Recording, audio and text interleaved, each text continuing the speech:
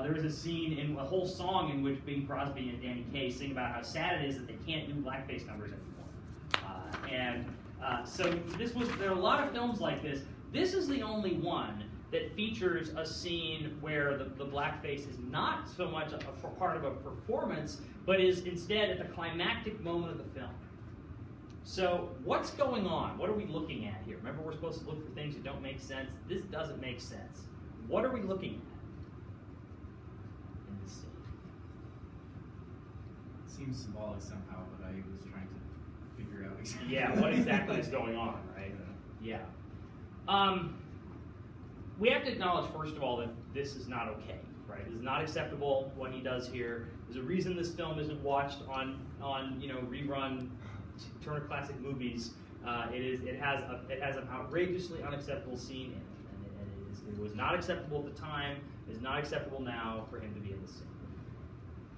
That said, I want to understand why he did it.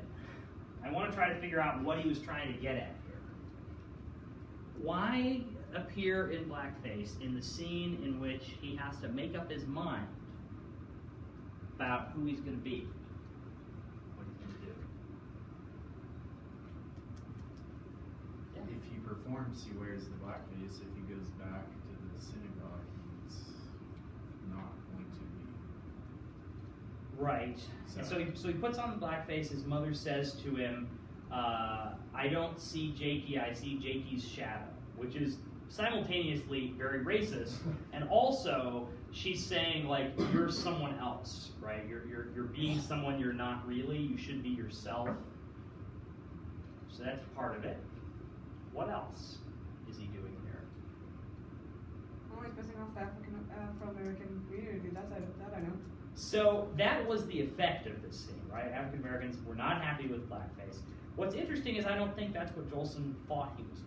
I think Jolson thought he was showing respect to the African American community and sort of making an analogy between his experience as an outcast and their experience as an outcast. Which is totally wrong and inappropriate, right? You can't make comparisons like that. That's equality 101. You don't make comparisons of that type. You don't compare 250 years of slavery in the United States to other cultures' experiences. But I think that's what he's trying to do, right? I also think he's trying to show respect for African American music. He's thinking that he's singing jazz music, and by putting on an African American face, he can sort of be an African American. Yeah.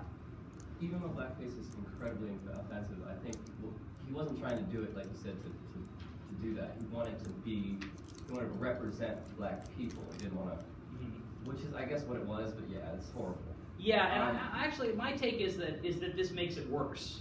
Yeah. Like the fact that he's thought deeply about it and that he's come to the conclusion that he can sort of use blackface in this important symbolic way without it being offensive is worse. Like he's not just doing it for laughs; he's doing it because he thinks it's okay.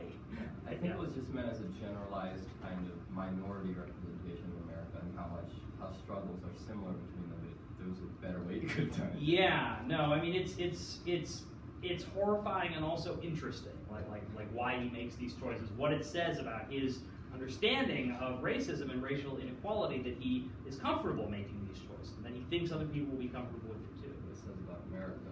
What it says about America, that there wasn't a massive outcry among white audiences when he did this, right? What else is there to say? What do we know now that we didn't know before? He does not think things through, does he?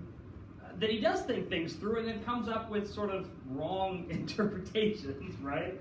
What else? What do we know now that we didn't know before?